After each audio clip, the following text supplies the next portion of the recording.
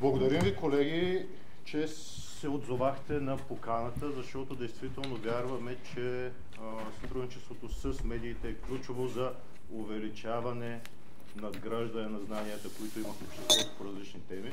За 20 години, откакто текат програмите за обновяване, обновените сгради са около 3500. Защото публичните средства просто няма как да стигнат за всички тези 66 000 сгради, които се нуждаят от обновяване, без да се привлече допълнителна инвестиция от страна на собствениците или частни инвеститори. В момента работим с 100% грантова схема, което означава, че огромен публичен ресурс отива в малко собственици на сгради и не отива, няма как да стигне до всички. Трябва да търсим алтернативен механизъм и участие на други институции, а не само на държавата и малко крайни потребители. Да, работим, но не е лесно. И вътрешно институционално не е лесно, медийно не е лесно. В България въздушното замърсяване, качеството на атмосферния въздух, казано по-прецизно, се дължи най-вече на отопление с твърди горива. А отоплението с твърди горива пък е в много голяма степен свързано с енергийните характеристики на една сграда. Но абсолютно, категорично трябва да бъде забранено в България частичното саниране на апартаменти. А категорично, какво е справедливото разпределение? Защото обновяването на една сграда ние го възприемаме като нещо, което държавата дължи на индивида. Точка по въпроса. Това е другият национален проблем, че се смята, че електричеството е лошо нещо за отопление. То е точно обратното. Нали? Ние вървим към електрификация на отоплението. Идеята е, когато нещо генерира приход или спестява разход, да се финансира поетапно на възвръщаем принцип. Тоест не както грантовете, безвъзмездните средства.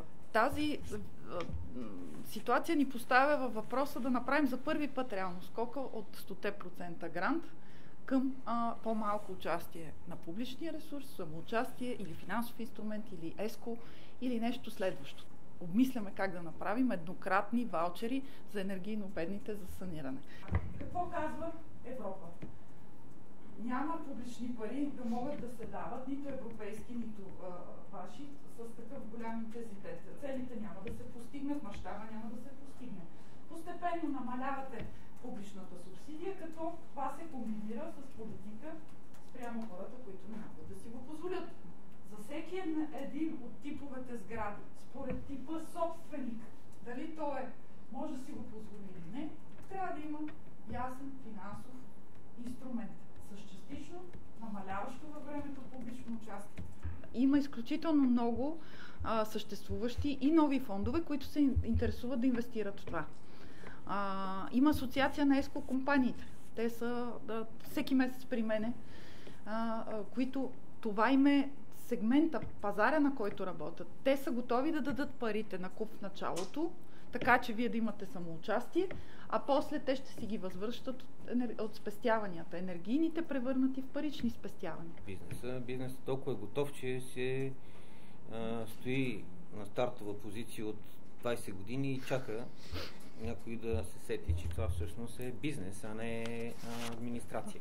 И професионалните организации, конкретните стопански субекти, а и финансовите институции имат абсолютната готовност при подходящо, така да се каже, стечение на обстоятелствата и липса на ретрограден Меркурий, наистина да се започне активно да се наваксва това зловещо изоставане, което имаме с всички. Нашето очакване беше, че точно чрез този план, както и наречен, за възстановяване и устойчивост, ще се инвестира по-скоро в пропазарния модел, а няма да се продължи само инерционно съществуващата схема с безплатното саниране на избрани, може би по обективни критерии, но все пак нищожен брой сгради. Енергийното обновление е цялостна промяна в отношението към средата, в която живеем, работим, децата ни ходят на училище, на детска градина и така нататък. Система, в която местните общности, включително и бизнес, предприемачи, строителни предприемачи се включат в този процес и се получат ни тристранни, даже четиристранни схеми, в които има финансов ресурс, има институционална подкрепа, има нуждаещи се, които да получат и администратор, който да се вземе с тази дейност. Аз съм сигурен, че на принципа на ЕСКО договорите, но без да задължително са обвързани само с енергийните спестявания, може да се получи този ефект, защото той работи навсякъде другаде в Европа.